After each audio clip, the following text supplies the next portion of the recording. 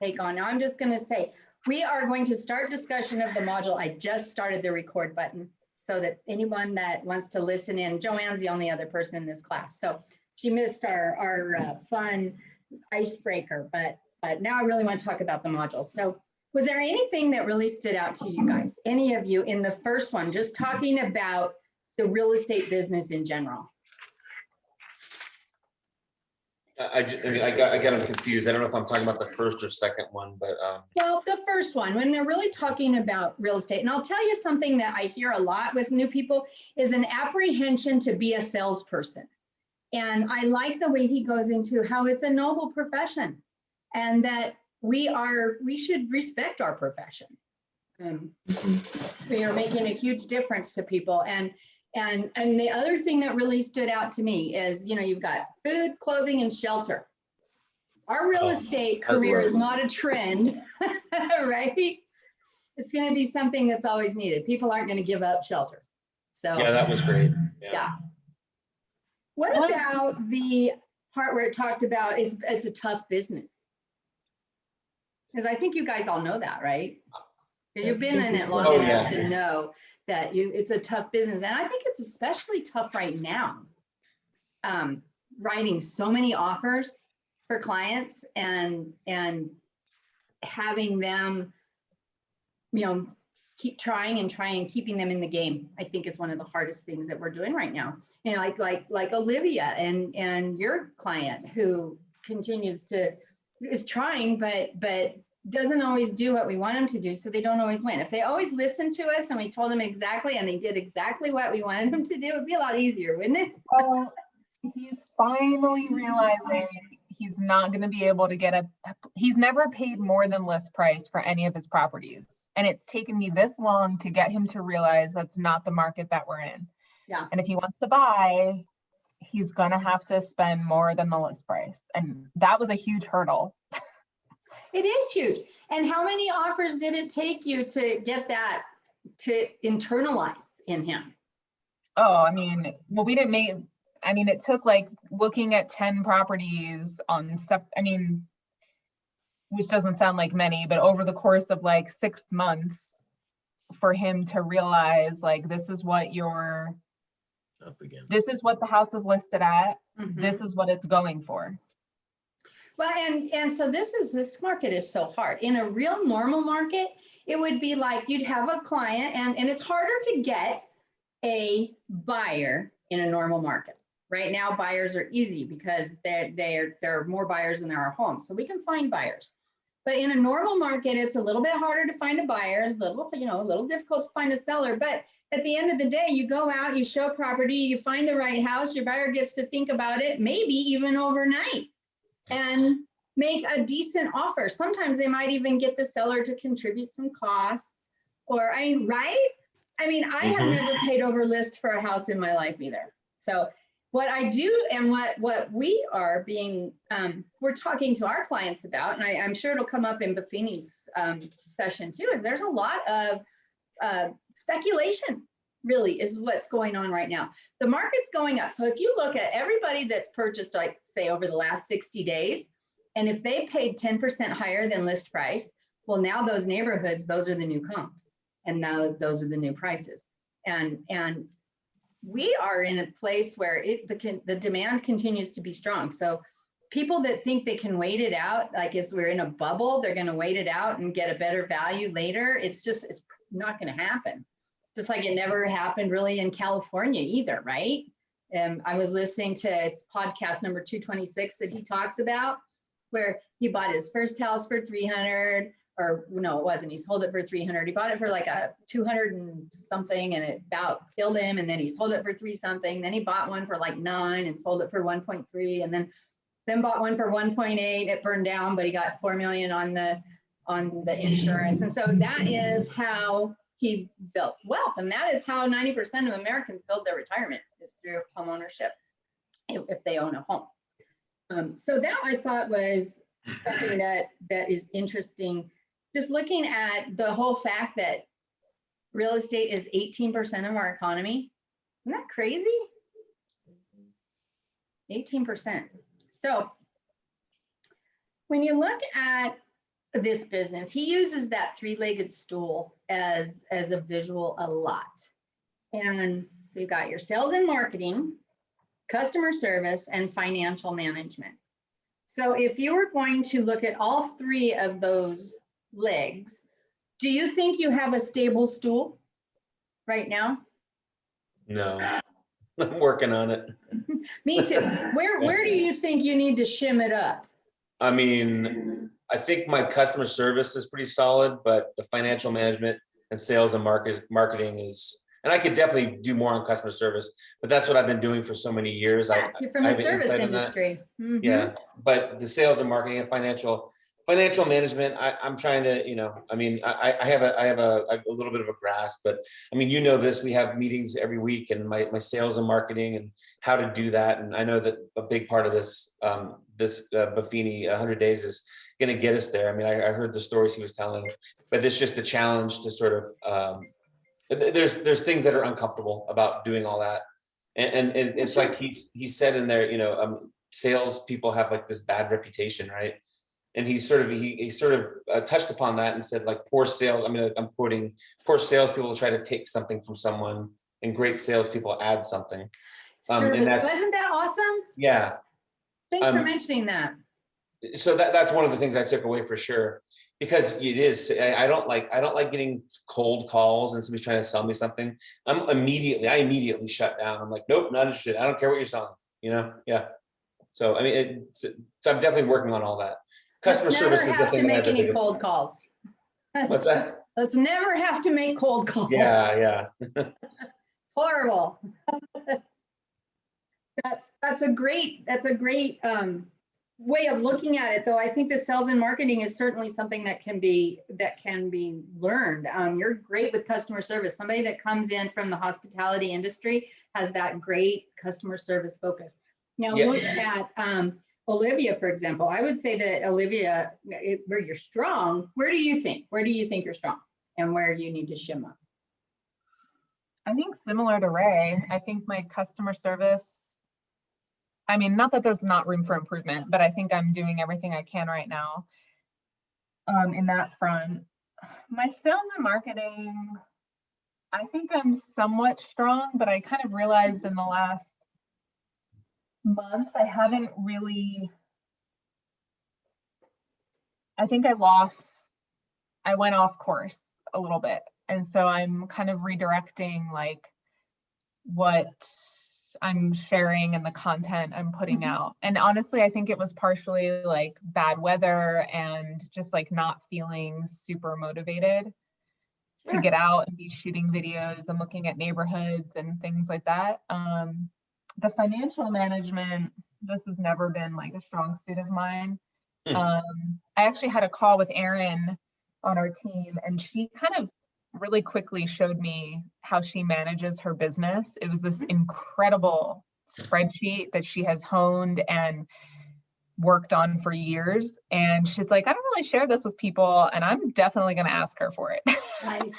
Because she takes each transaction and breaks it out by her 401k contributions, her IRA, her retirement contributions, her salary that she pays herself, her reinvestment into the business. Like, it blew my mind. And I have nothing like that at all. So I think Erin, she's always been really strong. That wasn't one of her legs that needed shimmed up. She was more in the marketing and sales where she needed more help. But there's been a really good example. And this last Buffini course that we did, that was the Pathway to Mastery the Advanced, I actually put together a spreadsheet that does that formula. And so all of 2021, I've been using a formula. So we get a paycheck, I put it in my spreadsheet, and it tells how much goes to the 401k, how much goes to the business reserve, how much goes to the personal reserve, the travel fund, and the IRS comes off first. But it's amazing, because actually at the end of the day, we are only putting 45% of our income toward our operation expenses, only 45%, which is about, I think that's about typical. But but for so many years, and I've been in this business for like 35 years. So for so many years, it was like, okay, so here's how much money we have, and let's see how long we can make it last before we run out, right? That's where I'm at right now. I mean, I've blown through my savings. Well, you need a closing. You need a closing. When you are first brand new in this business, it is a little lopsided where you're spending more money than you're making. But I tell you what, it's coming, Olivia. You have the knack. It's coming. and you're going to do great. And I think you'll do great with higher end people too. So well, you know, I was talking to my friend Dakota, because I was feeling really, I'll be honest, Ray, 2 weeks ago or whenever we had our last call and Heidi was like, oh, Ray's not going to be here. He's at a closing. I was like super jealous. Oh, I'm jealous every time I hear about somebody closing too. I'm working on it. I don't have anything in the books until probably July. I have so many things working, but nothing past July. And I'm like, oh man. Well, I don't have a deal yet, period. Yeah. And I've been doing this now since September. Yeah. So remember though, Nikki Thompson, who is an over $1 million producer, did not have her first closing in her first year. So, and she is a poster child for Remax. So you're gonna make a killing though. It was a moment of like just feeling, you know, down and crappy and feeling envious that Ray has closed the deal already, which I'm genuinely very happy for you. This is my own. I just want you to know that I also feel that too. Like if you were to close tomorrow, I'm like, oh man. I mean, I did just close. It wouldn't be that bad, but I'm with you on that same page. I think it's like a natural reaction, which I think the competitive edge we've had this talk, right? I think we're both a little competitive. You know what I mean? Well, that's sales in general. But that drives me. If I saw there was that list the other day, there was that one person in the office, I don't know if it's a team, had like 7 closings listed. I'm like, what am I doing here? I got to bring my game up, you know? Yeah, that DeVito guy or whatever. Amanda. DeVito, it was somebody else. Well, I was talking to my friend Dakota, and her point was, you're working with, I don't want to say higher end clients, but clients with bigger budgets who it's a bigger investment, right? It's $1 million, it's a $750,000 purchase. Yeah, that's going to be big for you. They're going to be thinking a lot harder. They have to move a lot more money around. Like it's a much bigger transaction for them. And she's like, you've gained their trust. It's just a matter of time. And she's like, I'm envious. She's a lender, but she said her bread and butter is our first time home buyers. And she said, it's great, but you know, I hit 3.5 million in sales last month, but I killed myself because these are $350,000 to $500,000 properties. And when we had I'm on a different mastermind, and a few months ago we did that book, the story branding exercise, and we wrote out our ideal client and the clients that we want to attract. And my client that I wanted to attract was like high net worth,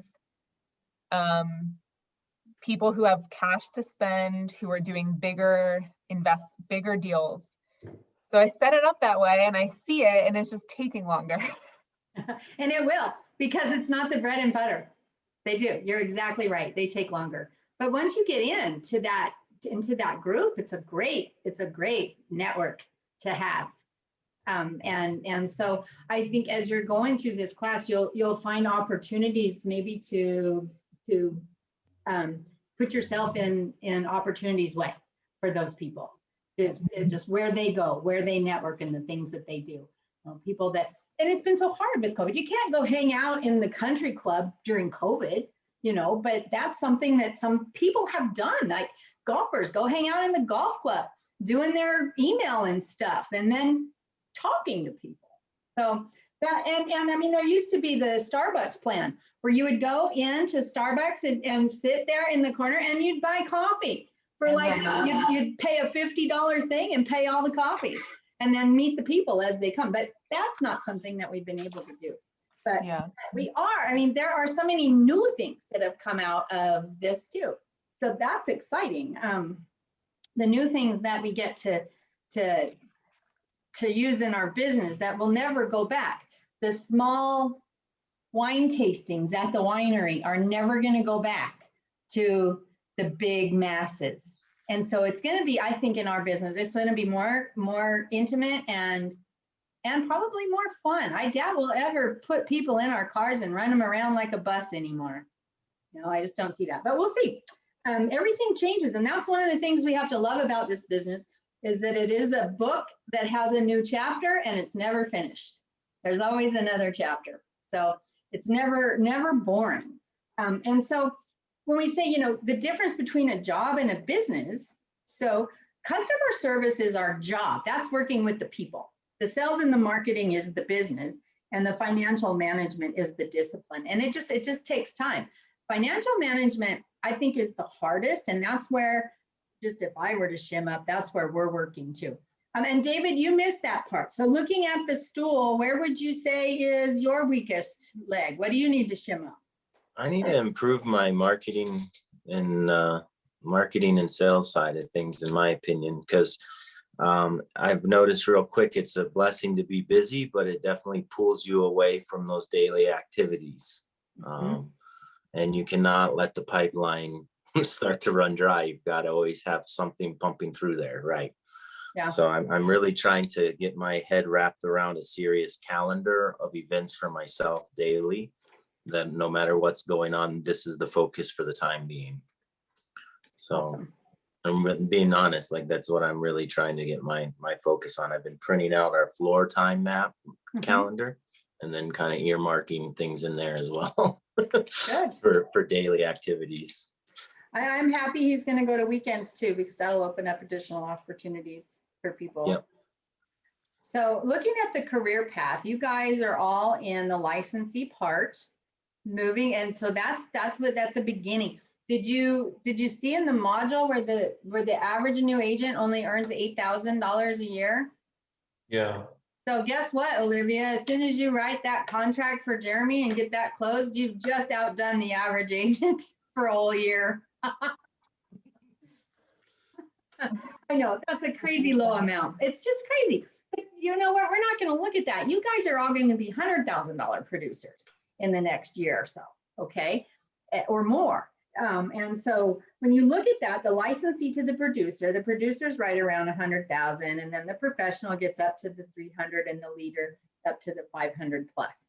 And so I can say that we were stuck in that producer area right around in the hundreds until we started the Buffini course, and then we've been able to move up into the higher numbers. But again, we do spend a little bit more money on some of the things that we do specifically for clients. Like I will go, like I have a client that found out she had cancer and she was in chemo and she did all of this stuff during COVID and everything. And then she finally was able to have margaritas and she couldn't go out of her house. So we went and we got all this stuff and made this whole like party pack for her of margaritas and tacos and all kinds of fun things and dropped that off. Cost about $200 at the end of the day. But was it worth it? Absolutely. Because we'll definitely get more business from those people. But those are the types of investments that have been more expensive for us. It's just the specific to the client. We have cut our expenses on online lead generation, which never really paid off for us. We've cut our expenses on just some of those things where you throw spaghetti at the wall and see if it sticks. We're very purposeful. And so that's one of the things I love about his program. So did you look at the commitment when he goes through that? My 100 days begins on such and such a day and ends on such and such a day. So what do we call that? Where is our 100 days? Has anybody counted? It's got to be like, it's going to be somewhere in August, mid-August, right? I just looked at the end. I think the last one, I think you put August 10th on your little thing, right? I think so. Yeah, we have a I'm week looking that at we it. skip in there, like 4th of July and stuff, but Oh, right. it's about that. So by the end of summer, you're going to be, and that's why I did it in the summer, because this is the busy season. You want people working with you, and this makes you get out and reach out and talk to people. Not that you guys aren't all doing it already. You are. You guys are awesome licensees, that you're not hiding behind the laundry and the dishes at home. You're actually out doing real estate. And that makes a huge difference. But so 21 modules, there's lots of tasks. The 3 mailings that you have and the 3 e-reports, and you got a ton of note cards to write 150 notes in this 100 days is going to be the hardest challenge of all. I don't even know if I know that many people, but I'm doing it too. I'm doing it with you guys. I was just to say, I don't know if I have 150 contacts, but I guess we'll work on that, huh? Yeah, so I liked, the other day when we were talking and Nick mentioned that he sends notes to like people at restaurants that do a great job and things like that. So we're starting to do that. Because we can't write the same person a note 50 times. We have to grow our database.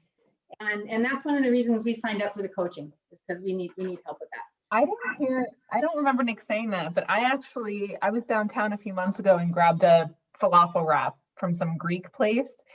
It was amazing. I went back in to like talk to the owner and said it was like the best Greek food I had in, or whatever I'd had in Denver.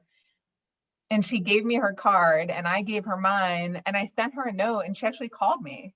That's awesome. What Yeah. an example. I mean, I don't know if it's going to amount to anything, of course, but that's a great example. And what was the restaurant? Byblos, Byblos. It's in like Alamo Placida, like it's in Denver. It's near Cheeseman Park. I gotta go there.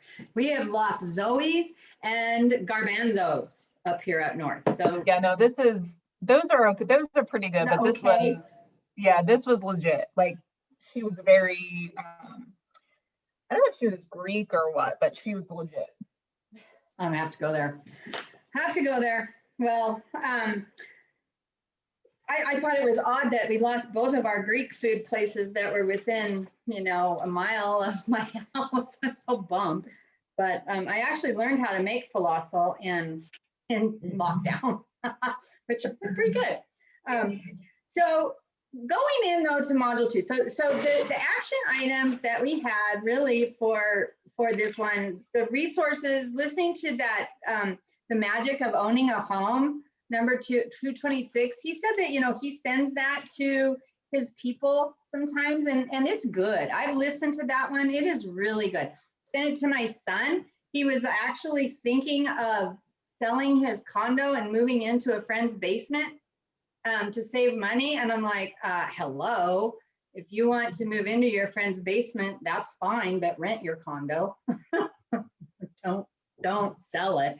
So, and he's my engineer that has no common sense. So I have to work on him. It's funny how that happens. He's got all that technical sense and no common sense. So the second module talked about the challenges, why agents succeed, and why to work by referral. And that's because we all hate cold calling. We know that. We need systems, and we're going to have good systems with the Buffini. And after the end of this 100 days, if you choose to go forward, that's great. If you choose to do your own thing, that's great. You're going to have some really great habits, and you're still going to need to make your phone calls and do personal notes and make sure that you're touching everybody in your database with something valuable every month. So whether you do it the Buffini way or you just learn the way and do it your own way, then it really, I think, doesn't matter. I like the Buffini way because it's turnkey and we don't have to spend a lot of time doing stuff. One other thing, I think, not standing out among the competition. When I'm working with new agents, I think that's one of the biggest fears that I hear. Why will they choose me? There's so many agents. Why will they choose me? And that I think is something that really Buffini focuses in on, is because you give value. You're the expert and you're the one that builds the relationship. They're going to choose you because people do business with the who they know, like, and trust. And you can't do that with an online lead. They don't know you, like you, or trust you. And usually they're not loyal either. So that is systems that you're going to have, the structure, the time management, having the skills, getting the leads. If we have no leads, we have no business. That's just the truth. We have to get out there and get leads. And I love the way that he doesn't qualify just a name as a lead off the internet. It's like a real lead is somebody that is like a referral to you, somebody that really may turn out to do business. A referred lead is endorsed already, whereas if you do a cold lead, like an online lead, there's no trust, no relationship. If you're referred, they're more loyal. Now, that doesn't mean you'll get all the referrals. We've gone on referrals and not one. In fact, we went out, and it's funny too, because I was on a referral appointment and I lost to Marima in our office when she was my trainee. And I was so proud of her too, because she did a great job. She farms North Park up there. And I had a really strong referral. We had a really strong package, and I do a lot of business with that family. And the lady really liked Marima and chose Marima. And Marima had been really visible in that neighborhood. And so I reached out to Marima. She didn't know that it was me that she beat out. But I wanted to congratulate her, because it was like, hey, you know, it's nice when you lose to one that you trained, right? Well, that's part of that leadership role, right? Right. Well, I certainly hope that the people I train can whoop my butt, right? We're coming for you, Heidi. No. All right, you do it. I'm ready. Well, so here's our, we don't have very many action items, guys. You guys are already a member of the Realtor Association and the National Association, the local. It all comes together when you join the board. It's the tri-party agreement. You get the local, the state, and the national all in one package. So you are a member already, and you have business cards. But just to tell you a little bit, you know, he says check out the NAR Realtor Benefits Program. There are some benefits there, and they've got some pretty cool things, like you can get, you know, discounts at the Wave and different things like that. But what I would recommend that you do is that you do go to that realtor.org and go to the research tab and sign up for those RSS feeds and the notifications when new research comes out, because they do some great things.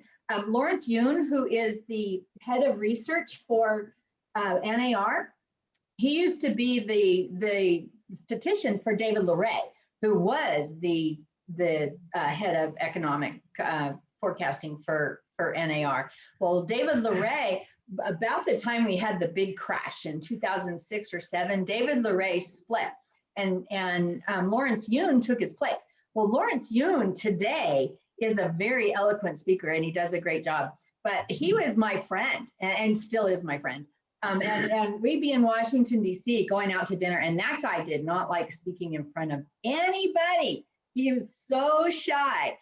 But if you sign up now with realtor.org, you'll see that Lawrence Yoon is all over the place and doing reports everywhere. So there is proof that you can overcome because he's really quite the well-known guy now. But you can sign up for those research. And here's what I really like about it. So every year you get a free report about what is important to buyers and sellers and where they're finding their properties, where they're looking, what features they're looking for. That's a really good one. There's a generational one that's really good that you know, even though there's no discrimination on age and things like that, people do like different things from different age groups. So understanding that is a skill. That's a really good one. And there's also a relocation one, which is really good, that tells you like where people are coming from and relocating to around the country. And if you're ever going to do any like Google ads and things like that, it's good to know who's coming to Colorado. Who do you want to reach out to? Because a lot of your lead generation doesn't necessarily have to be in your small circle. You can reach out and do things and catch good business, you know, in places that are coming here. So that research, I think, is one of the best parts of the Realtor Association program. And I would also highly recommend that you sign up for the political action responses. A good example is what Buffini was talking about on that 226 podcast. The tax deduction, we lost some of our tax deduction last year in Colorado because we're a SALT state. So what I think is really important, though, is that we are advocates for the mortgage tax deduction. And right now, the 1031 exchange is under attack. And we need to make sure that we voice against that. And the way that you do that is you just sign up for notification at the political action committee. And then what they do is they send you an automated email, and all you have to do is put your name on and send it, and it goes automatically to your representatives, and your voice is heard with the click of a button. And we are the largest and most vocal lobbying group in the United States. So I think doctors are second to us, but so realtors are the biggest. We have 1.4 million members plus now, I think. Anyway, that's what we do. And I'm always an advocate. That's something that I've focused on a lot in my life, and gone to Washington, D.C. and gone in as a lobbyist and doing those things. So I don't care to be in politics anymore. However, I do care about the policies. Sure. So they really don't have homework. So going on. So Thursday, what we're going to do is we're really going to talk about the database. And you guys have already been working on your database. So after we get together Thursday, you'll have action items that are pretty important, but things you've already done, just getting your names together, setting up your CRM, and uploading the contacts. So that's pretty much it for Thursday. And as far as there's a couple of dialogues, the mayor campaign, I know I've talked to you guys about that. That's the easy one that you can say, hey, by the way, if you knew of anybody that you or somebody that you knew needed help with real estate, do you have somebody that you're referring to? That's the mayor campaign. And his specifically, it goes, would I be the realtor you're referring to?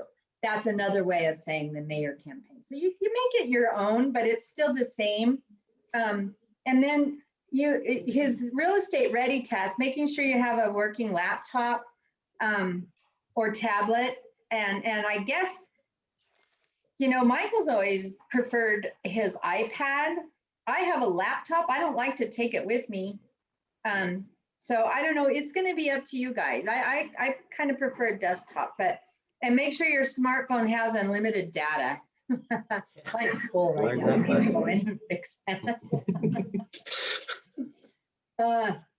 So it's not too tough.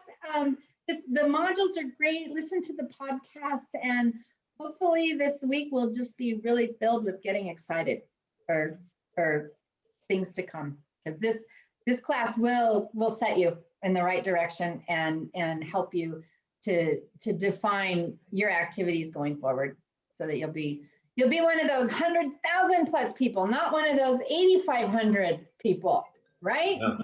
Yeah. We got to shoot higher than 100,000. Yeah, absolutely. I'm just saying, in my years with Remax Alliance, every rookie of the year was right around there. So I'm talking about this year. So I know that each and every one of you wants to do more than that, and you can. 100,000 isn't even a closing a month, so that's our market. So we're lucky to have that. But so any other comments from you guys? Anything that you're feeling about going forward? Yeah. The sales side of it, I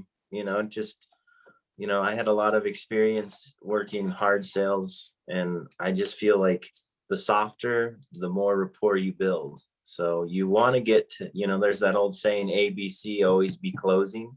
It doesn't mean like getting to a hard yes. It can be as simple as getting the email, as simple as finding out a need or a motivation, and just slowly working down the dotted path there. Love that. And so when it said it's the blank here in our workbook, and it's just blank is selling, I think a great word for that is telling is selling. If you're thinking, like you mentioned earlier, about the different boxes or niches of the market space, what kind of areas a family would be more interested in versus young couples or whatnot, you start figuring out ways to provide value when you're talking to these people by telling them these things. Do you know what goes in the blank? No, what goes in the blank there? Serving.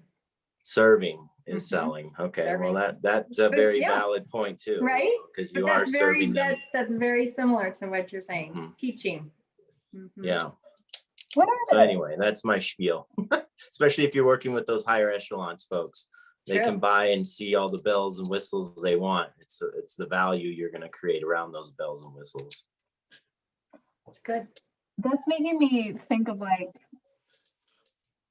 what would you say the, I don't know, categories or, yeah, categories of serving are? Like, aside from representing a client, to the best of your ability and getting them the best deal, like, aside from the obvious, what other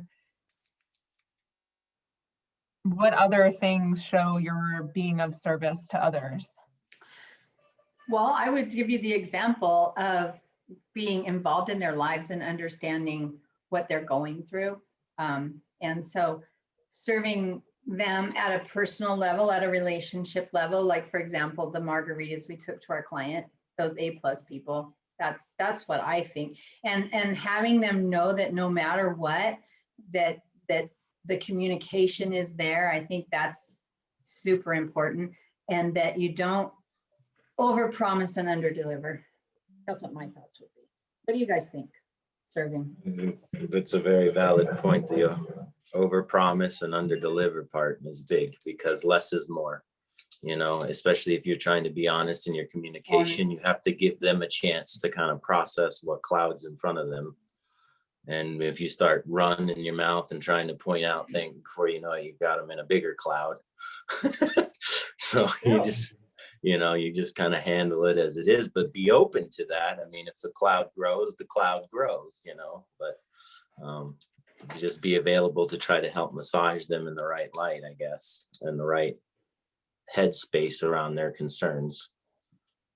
And so next week, week 2, module 6, caring for your clients, I think we'll address that a lot as well. I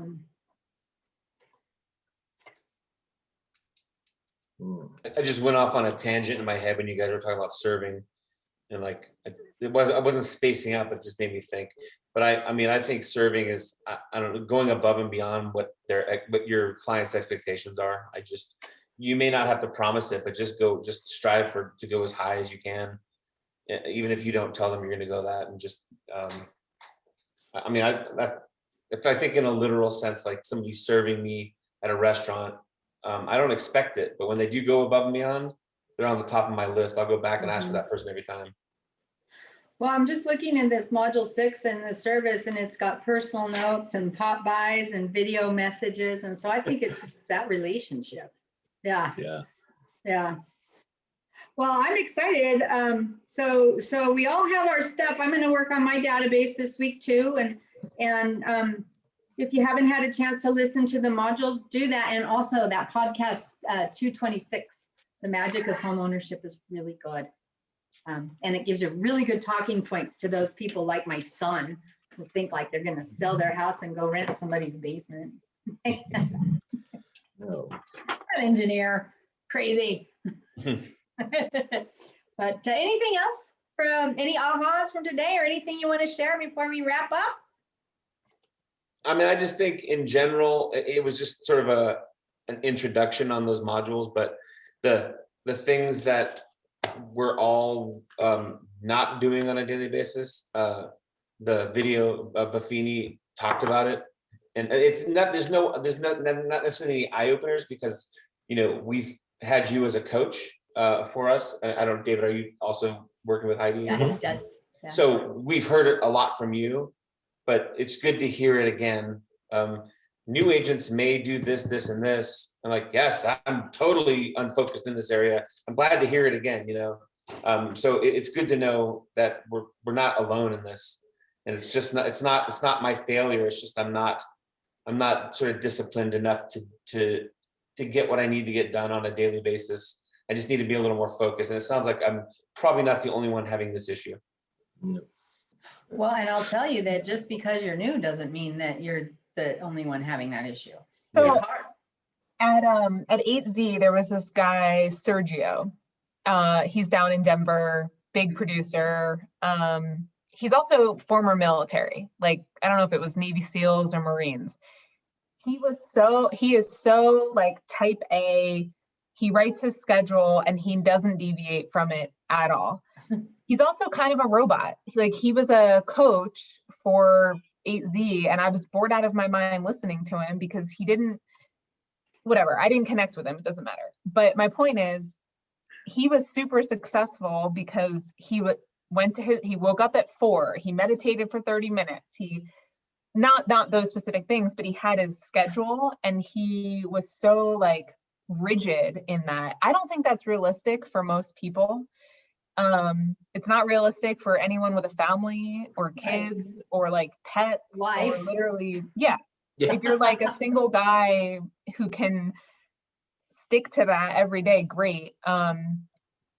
Anyway, all to say, like, Ray, I think the expectation that we're gonna write our schedule and be able to stick to it every single day is just like, there's no way. But Heidi, I remember when we did our initial training with you, you wrote out your ideal week, but you made the point, like, you're not going to hit this every week. If you hit it 5 days where you're prospecting for 3 hours or you're following up with people for 3 hours, or the business making, the pipeline filling activities, if you get that done 4 to 5 out of 7 days a week, that's still really, really good. Yeah. That's a good point. Not to crack the whip too hard on ourselves. We shoot for the stars and hit the moon, right? Yep. Yeah. And they I always don't say, if you meet all of your goals, you're not setting them high enough. Right. So yeah, they have to be a stretch, but I think there's always room for improvement. And I am as part of the course facilitating with you, I'm going to participate. I'm going to be writing my notes, and I also am going to write 150 notes in the next 100 days. So, All right. and I'm going to grow my database. Michael and I have to grow our database by 50 people this year. We got to go find them. And so we just hired a coach too. So we are now part of the one-to-one coaching on Buffini. And so I'm sure he's going to crack the whip. I'll let you know how that goes. But love having you guys here, and I will see you on Thursday. Thank you, Heidi, again. Have a great Heidi, day. is the intent for this to be an hour? Yeah, it is an hour or 45. What time did we do? We talked quite a bit. Yeah, I'll about block an hour. I just wanted to make sure it wasn't longer than that. Okay. Yep, nope. 9:30 to 10:30 max. And not related to this, Heidi, are we having a one-on-one here in half an hour? Is that Yeah. That's lovely. Okay, perfect. Yeah, we're 11. All right, sounds good. Awesome. We'll see you in a bit. All right. Have a great Take week. care. Bye, guys. Bye. Bye.